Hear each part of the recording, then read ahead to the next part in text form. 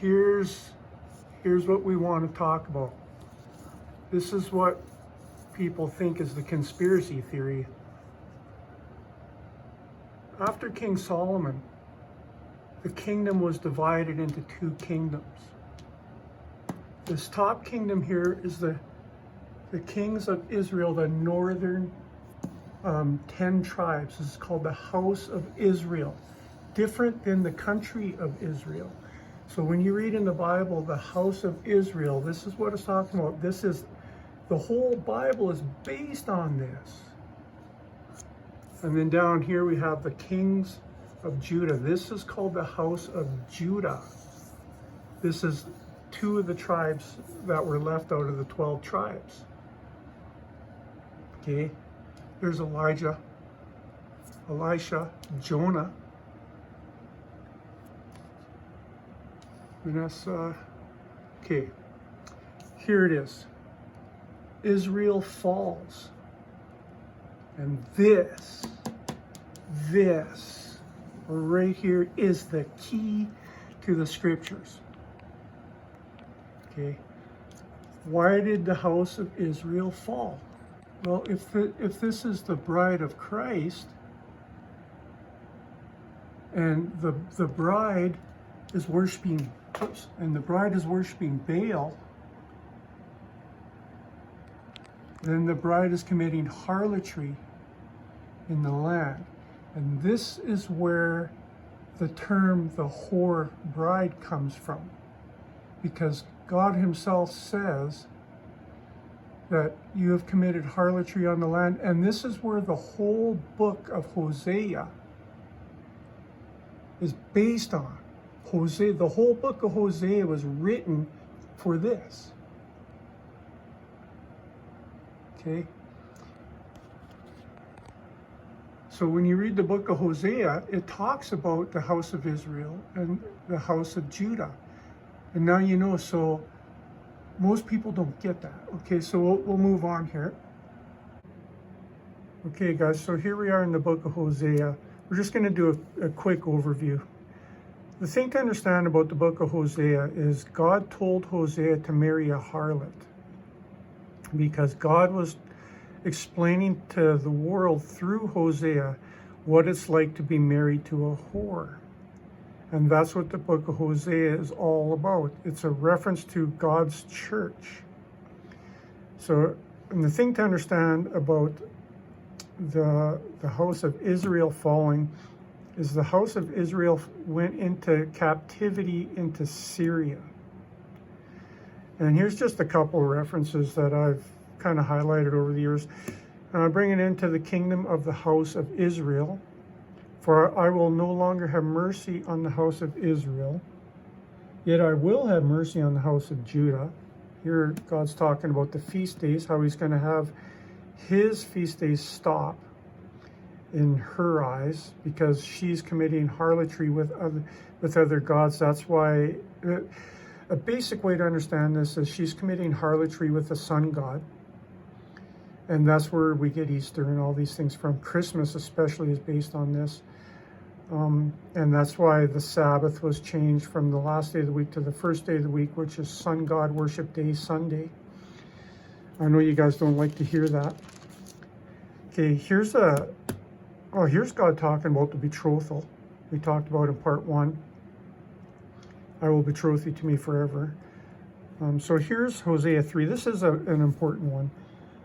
The Lord said to me, go again and love a woman who is loved by a lover and is committing adultery, just like the love of the Lord for the children of Israel, who took to other gods and loved the raisin cakes of the pagans.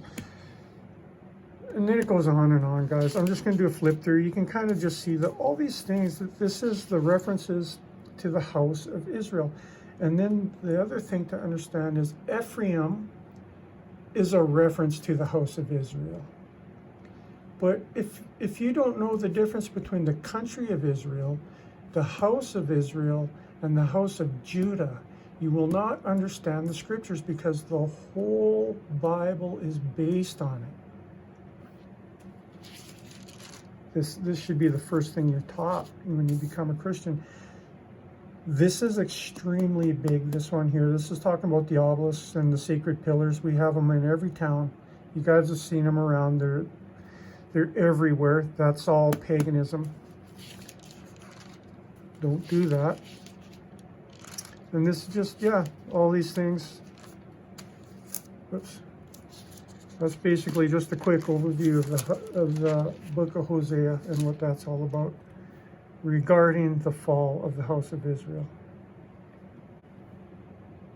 Okay, this is Matthew 15, 22 to 28. This right here is the key to understanding the ministry of Jesus. This says pretty much everything. Okay, so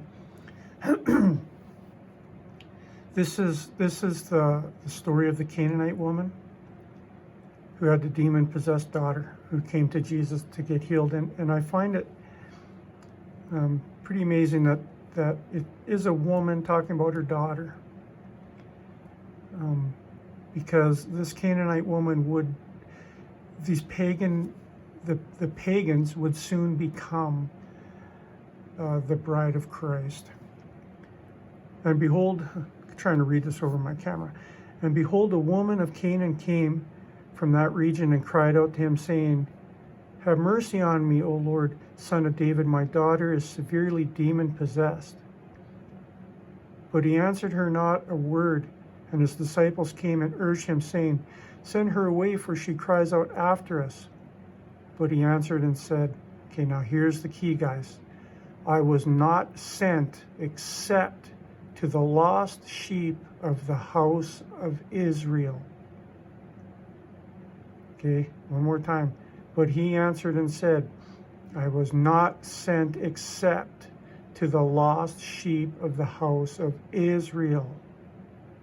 Jesus came back for his bride. Then she came and worshipped him, saying, "Lord, help me." But he answered her and said, "It is not good to take the children's bread and throw it to the little dogs." And she said, "Yes, Lord.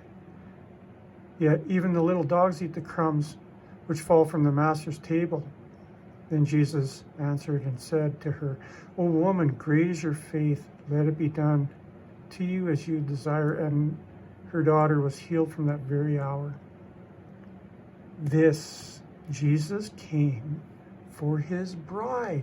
Now, the next one is going to I'm going to absolutely, completely tie all the scriptures together on this next segment.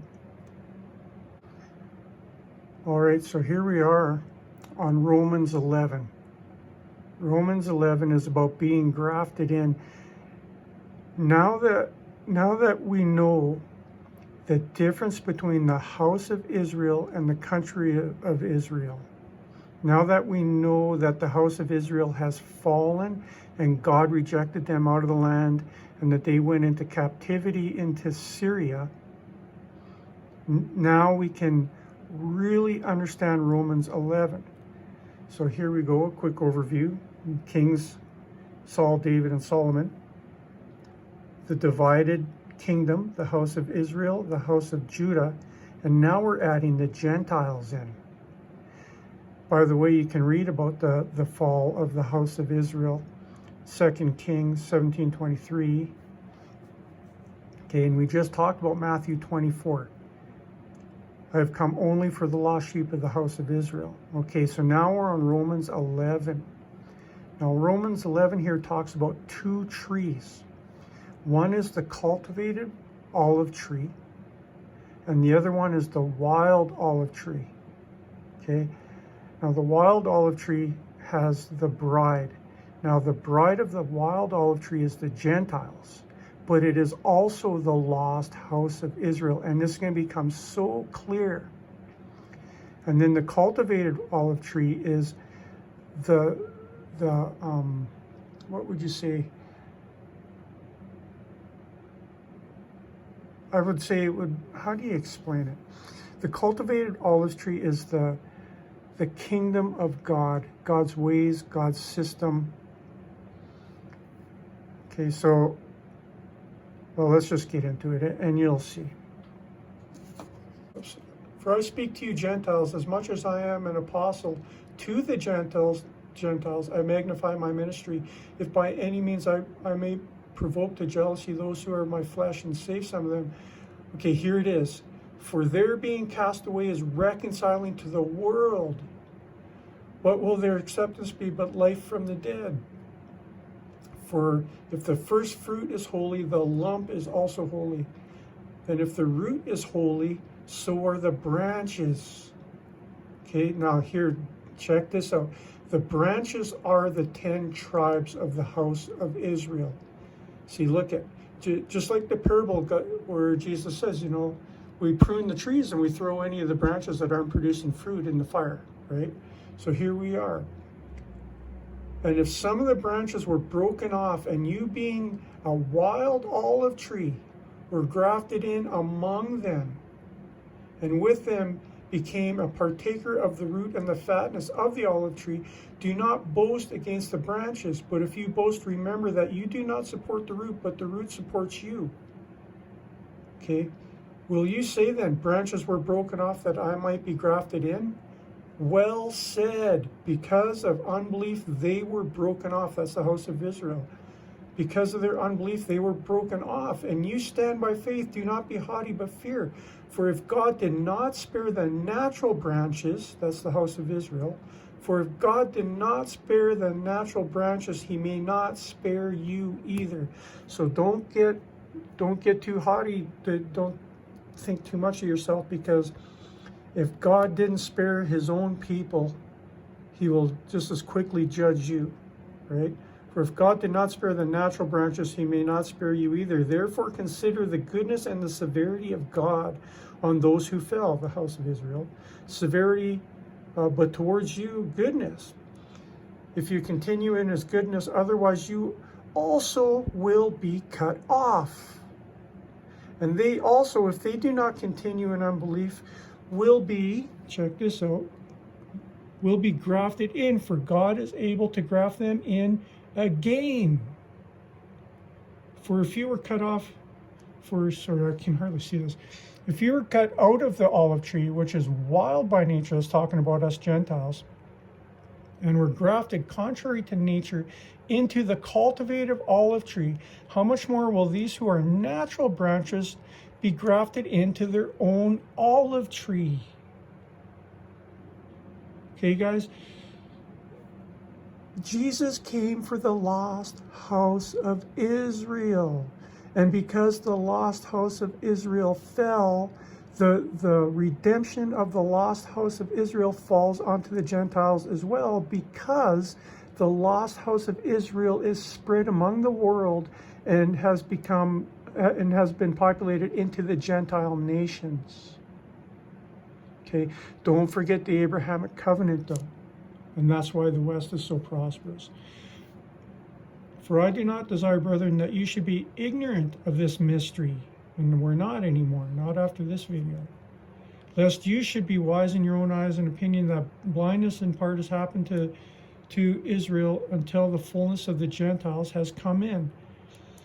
And so Israel will be saved, as it is written, right? This is the gospel message. The gospel message is that the bride of Christ committed harlotry on God. God dispersed his bride. Jesus came to bring his bride back. This is the redemption of the bride. The whole thing is based on an ancient Jewish wedding. Right? You know this, so now we understand Romans 11 is talking about God cut some of the branches out of his olive tree because of their disobedience, and they were dispersed amongst the nations, which is the wild olive tree. And then God says, I will cut them out. And by the way, side note, in reality, you can go to an olive tree and cut off a branch and graft it into a different tree. You can actually do that. So God is saying, I will cut my branches back out of this tree and graft them into my tree again. And with that, any of the Gentiles that are willing may be grafted in with them. Because Jesus died for the lost house of Israel, to bring in the new covenant of mercy and grace. But here's the thing, guys. Believing in God, going to church, does not make you grafted in. You have to be set apart from the rest of the Gentile world. How do you do that? By being grafted in. Well, what does that mean? Well, if you're being grafted into this tree, you're being grafted out of this tree. This is God's system, God's ways, God's law, God's statutes, all that. And this is the world's ways. So if you're being grafted out of this tree and into this tree, it's like Jesus says, if you truly love me, you will keep my law. Right? You don't keep the law to get saved. Keeping the law is a result of your salvation. Okay, long story there, but this is the gospel message. This is the bride of Christ. This is the redemption of God's bride. Okay, guys, so I know that it's not popular to talk about the whore bride, but I have to. Now we're in Revelation 17. It is written on her forehead, and on her forehead, a name was written, Mystery Babylon, the great mother of harlots and of the abomination of the earth. I saw the woman, the church, drunk with the blood of the saints and the blood of the martyrs. Okay, so this is talking about the Reformation. I'm not going to do a Bible study on Revelation 17, but I'll just say this. The woman was arrayed in purple and scarlet, and adorned with gold and precious stones and pearls, having in her hand a cup full of the abominations and the filthiness of her fornication. Remember what the cup is. That's the drinking of the confirmation of the covenant. And on her forehead a name is written, Mystery Babylon, the mother of harlots. So the woman is the church. This woman is a mother of other churches that are also harlots. Well, okay, and then you guys should be able to figure out what that is.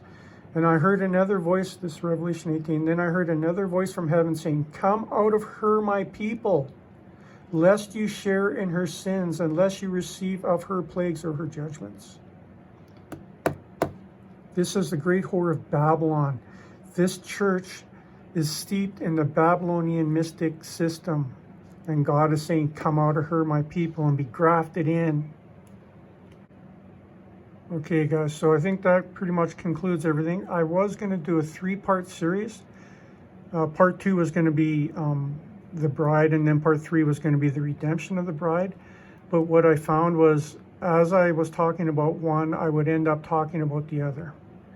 And so I just decided to put part 2 and 3 into one video. And I think this should give you a different perspective on the gospel. And I'm going to just leave you with this thought. Why does the church not teach this?